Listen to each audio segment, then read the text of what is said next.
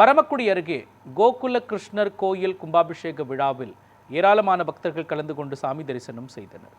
ராமநாதபுரம் மாவட்டம் பூவிளத்தூர் கிராமத்தில் உள்ள கோகுல கிருஷ்ணர் கோயிலில் மகா கும்பாபிஷேகம் விழா வெகு விமர்சையாக நடைபெற்றது. இவ்விழாவை தொடர்ந்து யாகசாலை பூஜைகள், கணபதி ஹோமம் உள்ளிட்ட பூஜைகள் நடத்தப்பட்டு வேத மந்திரங்கள் முழங்க கலசங்களில் புனித நீர் ஊற்றி கும்பாபிஷேகம் நடத்தப்பட்டது.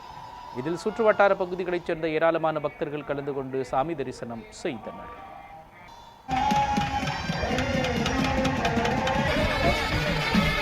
ராஜா ஒரு நிமிஷம் வெயிட் பண்ண, பூசாரி வருவாரு.